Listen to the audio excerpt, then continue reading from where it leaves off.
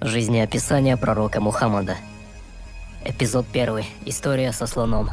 Абраха был управляющим в Йемене под руководством Наджаши. И это не тот Наджаши, к которому переселились сподвижники пророка, саллаллаху алейхи вассалям, а его отец. Наджаши завоевал некоторые области в Йемене, в которые послал своих управляющих. Одного из них звали Абраха. Таким образом, Абраха был управляющим в Йемене под руководством Наджаши, и он заметил, что его люди каждый год ездят на север. И он спросил у них: «Куда вы ездите?» Ему ответили: «Мы ездим на хадж». «Зачем? Что там?» И ему ответили: «Там дом Аллаха».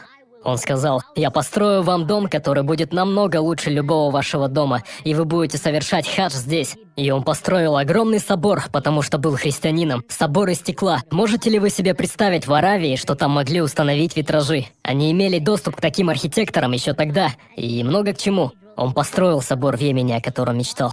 Собор, который станет главным христианским собором на всем Аравийском полуострове. А затем он сказал: «Теперь вы можете приходить сюда, нежели ехать на север, к Каабе». И когда один из бедуинов услышал об этом, он проник в собор и в знак протеста помочился на его стены. Абраха так сильно разозлился, что ради мести был готов разрушить Каабу, лишь бы люди ходили в его собор.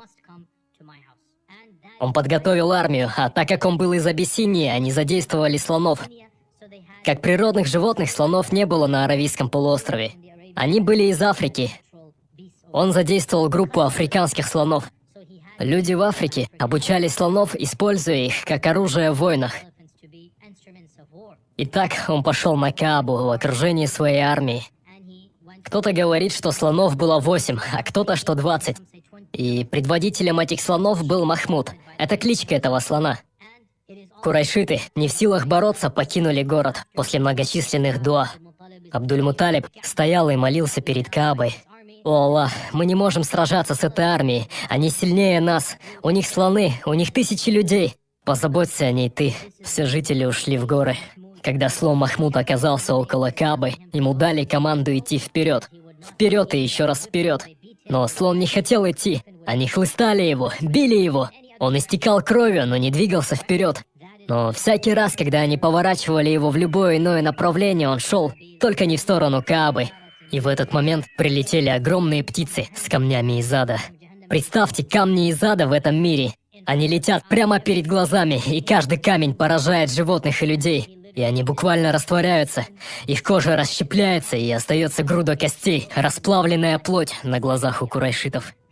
И говорится, что самого Абраху постигла худшая участь. Когда его несли обратно, его кожа плавилась всю дорогу. Он умер прямо перед тем, когда ехать до своего дома в Йемене. Так его постигло худшее наказание прямо в дороге. И он был похоронен на том же месте, где и скончался. Когда было совершено нападение иноверцев на Каабу, жители были не способны ее защитить. Сам Аллах защитил Аль-Харам и тех, кто жил в то время там, в Аль-Хараме. Амина в то время была беременна нашим пророком, саллаллаху алейхи вассалям. Он родился в тот же год, несколько месяцев спустя. Это означало, что когда происходил инцидент со слонами, наш пророк, саллаллаху алейхи вассалям, был буквально в утробе Амины. В этом большое знамение, что сам Аллах защитил не просто Каабу, но и нашего пророка, саллаллаху алейхи вассалям.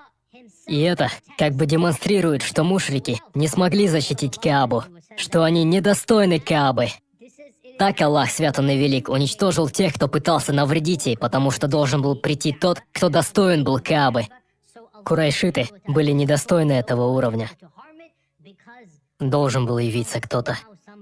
И им был наш пророк, саллаллаху алейхи вассалям, который должен был очистить ее от идолов, который должен был сделать ее киблой, который вернул ей величие, чтобы она стала первоначальным домом, который возвел Ибрахим, алейхиссалям.